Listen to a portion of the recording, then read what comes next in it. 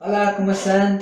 Estos días me han preguntado bastante por qué está lloviendo tanto en Perú, especialmente en la región norte de Perú. Para los que no lo saben, yo soy colombiano, pero en estos momentos estoy viviendo en Perú. Estoy viviendo en el departamento de Piura y estoy viviendo en carne propia las lluvias. Entonces, utilizando mis conocimientos, voy a tratar de explicarles por qué está lloviendo tanto. Pero primero vamos a ir a uno de mis lugares favoritos para explicar estos fenómenos científicos, y eso es la cocina. Bueno, primero necesitamos entender los procesos físico-químicos de cambio del agua. Y para eso vamos a pensar en cuatro conceptos básicos. Primer concepto, fuente de calor. Esta fuente de calor es la que va a pasar energía al agua que tengo dentro de esta pequeña olla. Ahora, el agua va a ir aumentando su temperatura, o sea, aumenta la temperatura, es el segundo concepto, hasta que finalmente va a terminar evaporando. La evaporación es nuestro tercer concepto y es el paso del agua de su estado líquido a su estado gaseoso. Como pueden ver en este pequeño humo que sale acá, es vapor de agua. Si no hubiera puesto esta tapa, todo nuestro vapor de agua simplemente escaparía a la atmósfera. Pero puse esta tapa a propósito para que veamos nuestro cuarto concepto importante, que es condensación. Vamos a acercarnos a ver estas pequeñas gotas que están acá. Estas gotas son el resultado de cuando el vapor de agua choca con un frente más frío y se produce nuestro cuarto concepto importante, que es la condensación, que es el paso del agua de su estado gaseoso a su estado líquido. Y finalmente estas gotas de nuevo van a volver a caer hacia el fondo y otra vez se van a volver a evaporar y se va a mantener un ciclo que está dando vueltas constantemente. Si no hubiera ninguna forma de salida de energía, en este caso hay agua que se está escapando por los bordes. Entonces vamos a ver cómo se aplican estos cuatro conceptos importantes: fuente de calor, aumento de la temperatura del agua, evaporación y condensación, pero en el océano. Muy bien, ahora vamos a ver cómo se aplican los principios que aprendimos con nuestra olla de agua hirviendo, pero en el océano. Imaginemos que esto es una zona de montaña, nuestra playa y nuestra zona costera. Entonces vimos anteriormente cuatro conceptos importantes: fuente de calor, aumento de la temperatura, evaporación y finalmente condensación. En la naturaleza nuestra fuente de calor es el sol. El sol va a irradiar su calor sobre la superficie del océano. A diferencia de lo que pasaba con nuestra olla a presión, el océano no se va a calentar por debajo, se va a calentar por encima, así que solamente se va a calentar la capa superficial. Cuando digo superficial no me refiero solo a 10 o 20 centímetros, puede ser incluso un par de metros. Una vez que esta capa superficial se ha calentado lo suficiente, o sea, la temperatura ha subido, va a empezar a evaporar el agua. Y entre más suba el vapor de agua, va a llegar a un punto en que la misma atmósfera va a estar más fría y va a actuar igual que actuó nuestra tapa de la olla. Por lo tanto, aquí arriba se van a formar nubes con agua que va a condensar, es decir, va a pasar de su estado de vapor a su estado líquido. Y finalmente va a caer de nuevo como lluvia, bien sea que caiga como lluvia en la tierra o bien sea que caiga como lluvia de nuevo en el océano. Estos son los principios básicos del cambio de estado.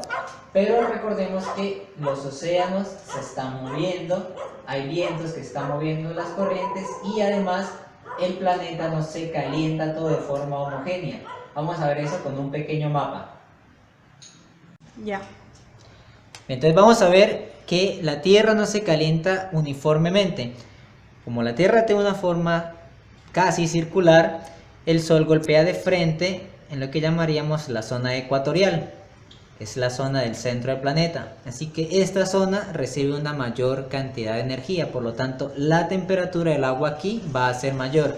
Y mientras más nos alejemos hacia los polos, bien sea hacia el norte o bien sea hacia el sur, la temperatura superficial del agua va a disminuir. Entonces siempre recordémoslos: en el centro va a haber temperatura alta, en los polos va a haber temperaturas bajas.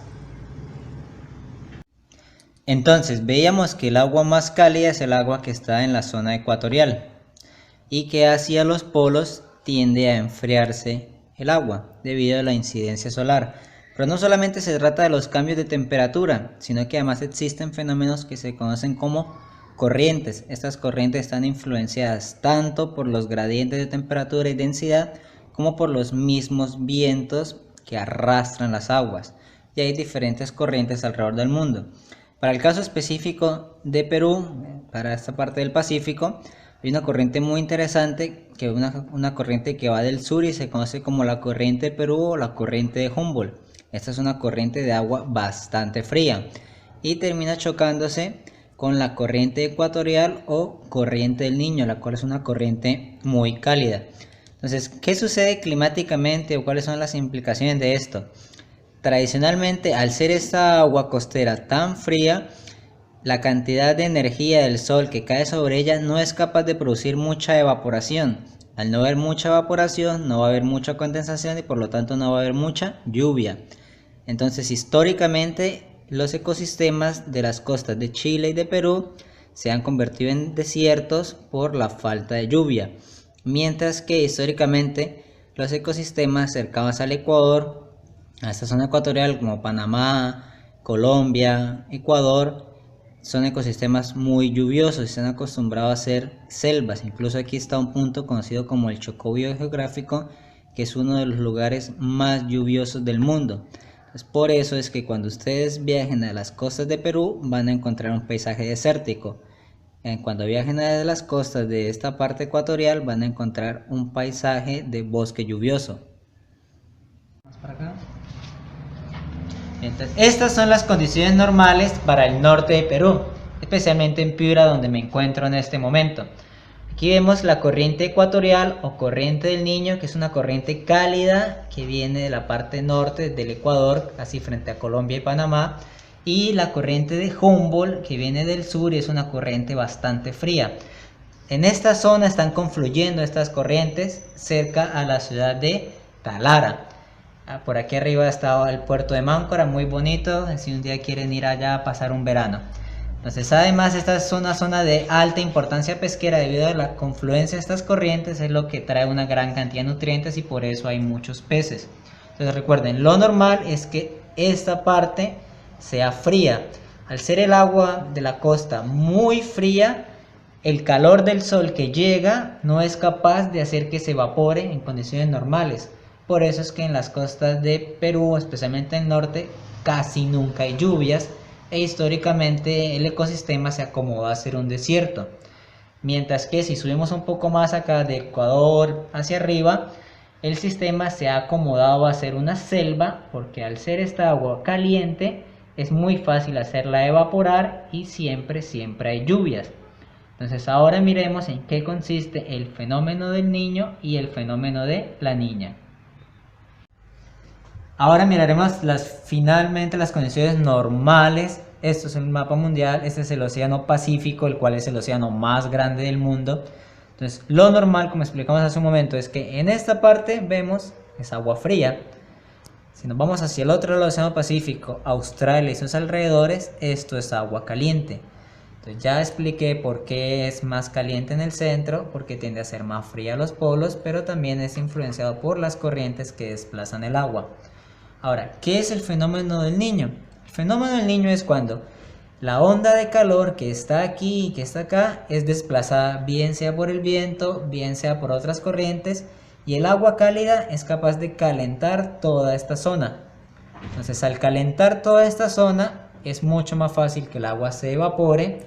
Al evaporarse más, se condensa más en las nubes y por eso es que hay lluvias en un lugar que históricamente es un ecosistema de desierto. Esto es lo que se conoce como el fenómeno del Niño. El fenómeno de la Niña es el caso contrario. Es el caso en que esta zona cálida es capaz de ser enfriada por esta agua de acá y la parte cálida se corre un poco y todo esto hasta Panamá más arriba queda siendo frío. Al ser más frío es más difícil que el calor que viene del sol lo pueda evaporar. Por lo tanto, no se forma evaporación y no se va a formar lluvia en un lugar en el que tradicionalmente hay lluvia. Por lo tanto, aquí se hace sequía y aquí que de por sí es seco se vuelve seco aún en extremo. Entonces, estas son las dos formaciones del Niño y la Niña. Uno porque aumenta el calentamiento en una zona que es fría y el otro porque se da enfriamiento en una zona que normalmente es cálida. Entonces, vamos a ver qué está pasando ahora en Piura.